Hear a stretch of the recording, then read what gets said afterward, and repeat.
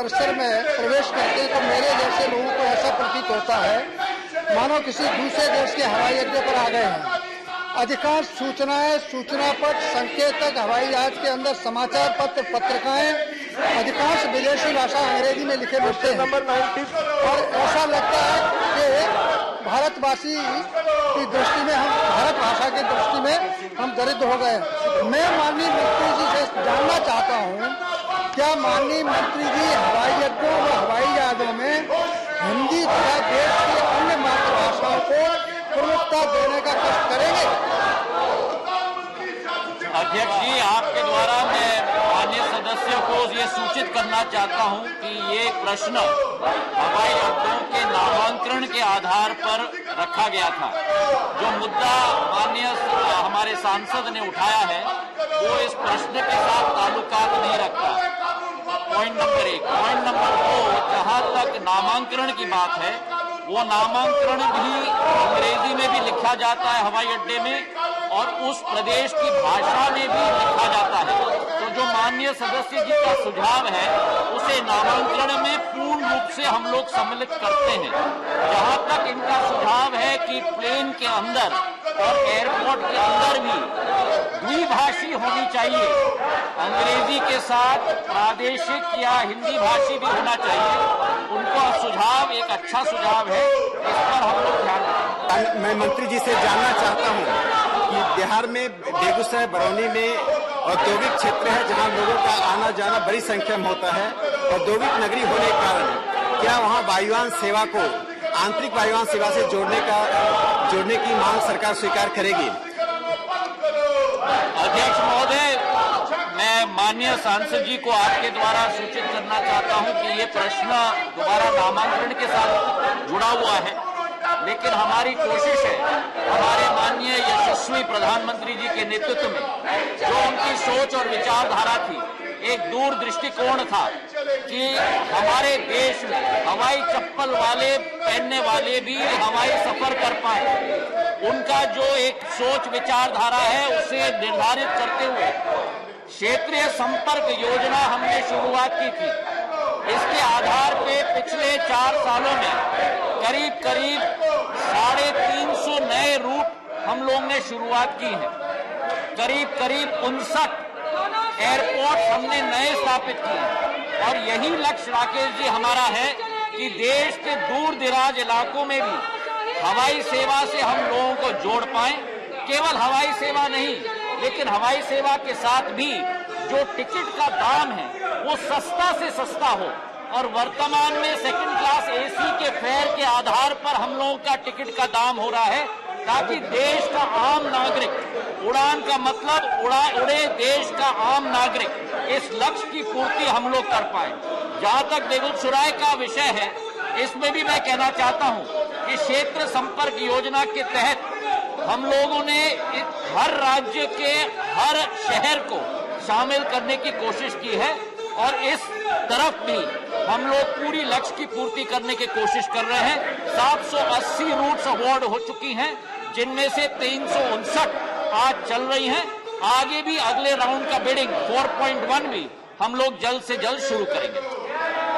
सुशील मोदी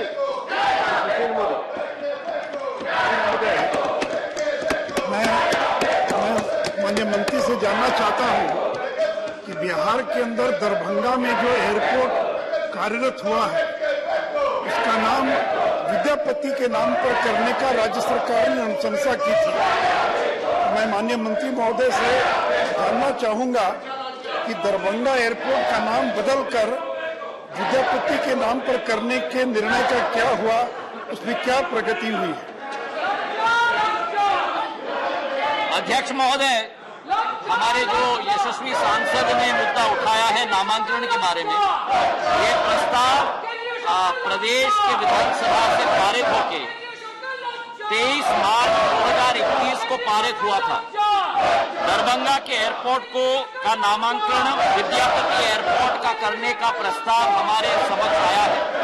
जो भारत सरकार की प्रक्रिया है कि जब प्रस्ताव प्रदेश सरकार से पारित होकर असेंबली से पारित, विधानसभा से पारित होकर हमारे तरफ आता है तो अनेक मंत्रालयों के साथ हमें विचार विमर्श करना पड़ता है। उस विचार विमर्श की प्रक्रिया के आधार पर जो निष्कर्ष निकलता है फिर उसे हम लोग कैबिनेट में ले जाते हैं। अभी भी वो प्रस्ताव विचार विमर्श के जरिए पे चल रहा है, विचाराधीन है। इसमें निर्णय आते ही हम लोग अगला कदम लेंगे। माननीय मंत्री जी से मेरा एक प्रश्न है कि आपने बताया हवाई चप्पल वाले भी बैठ सकते हैं, पर जब भी एयरपोर्ट पे जाते हैं और उतरते हैं वहाँ पे कुछ भी खाना पीना है और शॉपिंग करना है, कुछ भी बाहर से आता है वो आदमी वहाँ पे इतना महंगा, पानी की बोतल भी 200 रुपये में मिलती है, वहाँ पे कुछ भी उसको खाना पीना है वो भी महंगा से महंगा मिलता है। तो क्या भारत सरकार ऐसी कोई स्टोर बनाएगी, ऐसी कोई दुकान बनाएगी, ऐसा कोई कि सस्ती चीजें वहाँ पे मिल सके, कुछ खाना हो सके, पी सके, ऐसा हो सकता है?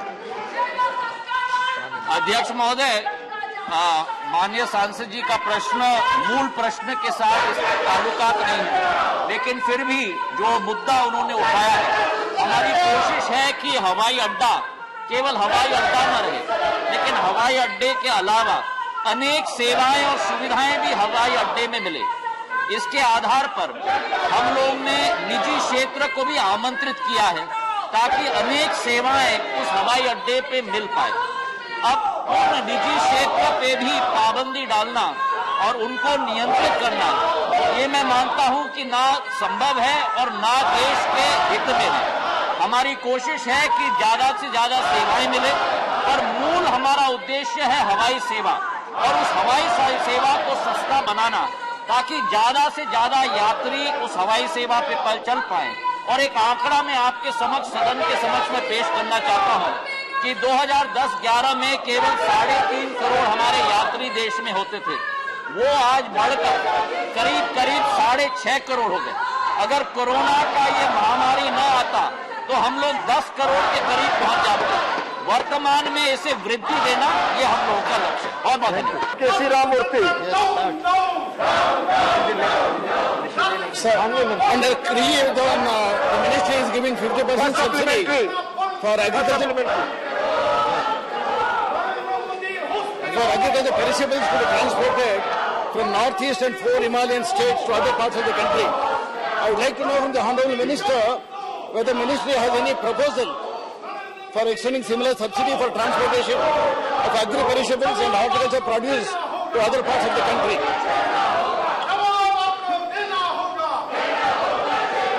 उड़ान योजना के अंतर्गत हम लोग ने ये कोशिश की है कि कार्गो क्षेत्र में भी एक वृद्धि हम लोग ला पाएं, और इसके तहत हम लोग ने कहा है कि भारतीय जितने भी कैरियर्स हैं इसमें कुछ न कुछ हम लोग राशि भी दिलवाते हैं लोड के आधार पर, जहां 50% फ्रेट एग्री पेरिशेबल कमोडिटीज की हो। अभी इसकी शुरुआत हुई है, इस पर हम लोग और मंथन भी कर रहे हैं कि देश व्यापक इस योजना को हम लोग कैसे बनाएं, क्योंकि पेरिशेबल कमोडिटीज और हाई वैल्यू कमोडिटीज की बहुत जरूरत होती है कि जल्द से जल्द अंतर्राष्ट्रीय जगत में भी हम लोग उन पेरिशेबल्स को पहुंचा पाएं। अभी शुरुआत कृषि योजना, उड़ान योजना की हम लोग ने की है और इसमें हम लोग आगे भी मंथन कर रहे हैं। So the main problem that air cargo sector is facing is shortage of dedicated air freighters. Half of the world's air cargo is now transported in the bellies of passenger aircraft. Honorable Minister says in his reply that DGCA has given permission to modify passenger aircraft into freighters. So but it's going to be only a temporary arrangement, not a permanent solution. I would like to know from the Honorable Minister whether he has any proposal for giving tax holiday on capital gains for cargo aircraft leasing, tax exemption on aircraft lease, concession in parking fee, etc. to airlines to push air cargo and putting in action retired wide-bodied planes by converting them into all-cargo flights. अध्यक्ष महोदय, हम लोगों का cargo क्षेत्र भारत में एक बहुत महत्वपूर्ण क्षेत्र है। विश्व भर में भी कार्गो क्षेत्र की वृद्धि, जैसे माननीय सांसद जी ने कहा, बहुत तेजी से आगे बढ़ रहा है। ये $270 बिलियन का जो व्यवसाय है आज, अगले 7 सालों में $380 बिलियन का व्यवसाय होगा। और इसमें सबसे ज्यादा क्षमता, जैसे माननीय सदस्य जी ने कहा, भारत से भी अपेक्षित है, क्योंकि भारत में वो क्षमता है, इस सेक्टर को हम लोग डबल करते हैं। पिछले वर्ष में माननीय सांसद जी को कहना चाहूंगा कि भारत का कार्गो शेयर भारत से ही डोमेस्टिक और इंटरनेशनल दोनों कार्गो का केवल 2% है।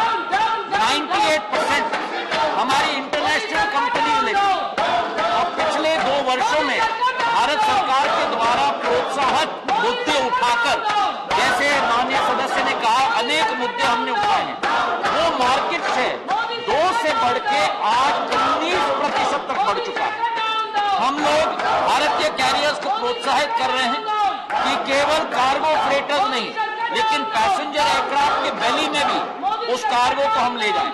और इसलिए पिछले 3 वर्षों में 6 फ्रेटर से आज बढ़कर हम लोगों की कैपेसिटी 28 फ्रेटर्स हो चुकी है। इस क्षेत्र में मैं बताना चाहूंगा कि जो डोमेस्टिक सेक्टर में कार्गो 8 लाख मेट्रिक टन का होता था 2010-11 में, वो आज बढ़ के 14 लाख मेट्रिक टन हो चुका है। मतलब 75% वृद्धि आई है। और इंटरनेशनल सेक्टर में भी इसी तरह 14 लाख मेट्रिक टन से 22 लाख मेट्रिक टन तक पहुंच चुका है, तो 50% वृद्धि है। ये एक बहुत महत्वपूर्ण क्षेत्र है। इस पर कई मुद्दों पर हमने भारत सरकार ने काम किया है, cargo facility, custom facility, export facility. मंत्री जी आपका जवाब मैं बताऊंगा। बहुत बहुत धन्यवाद। Doctor Sasmit Patra, Sir, my question to the Honorable Minister is that Jharsuguda Airport in Odisha is under the UDAN scheme. Would the Honorable Minister consider upgrading Jharsuguda Airport under the UDAN scheme to also handle large container cargos in the coming days, sir? Thank you. अध्यक्ष महोदय, हमारी कोशिश है कि भारत में अनेक airports पे भी हम लोग कार्गो की फैसिलिटी भी दें, और इसी लक्ष्य की पूर्ति करते हुए पिछले 1.5 सालों में हमने BCAS, हमारी सिक्योरिटी कंट्रोल और DGCA ने हमारे डोमेस्टिक एयरपोर्ट से भी कार्गो फैसिलिटी को हमने बढ़ाने की कोशिश की है। जो प्रस्ताव सांसद जी ने दिया है, इस पर भी अगर आके मुझसे मिलेंगे, जो भी संभव हो पाएगा हम लोग जरूर कोशिश करेंगे।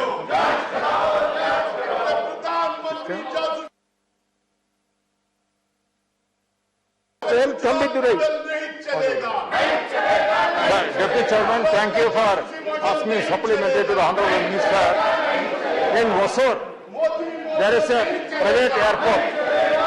For that, government has already a scheme to use it for UDAN scheme. The Hosur, there's a Hosur in Tamil Nadu, that is the border of Bangalore. There is the in Karnataka state, in the Bangalore airport is objecting not to have this airport to use for UDAN purpose. Whether we can come forward to settle this issue and see that Hosur, that airport can be used for the UDAN scheme. This already in the process is there. When we are going to implement it? अध्यक्ष महोदय, ये प्रश्न cargo के साथ related है, तो ये प्रश्न इसके साथ संबंधित नहीं है, पर माननीय सदस्य ने प्रश्न उठाया है, इसका जवाब मैं इनको जरूर भेजूंगा।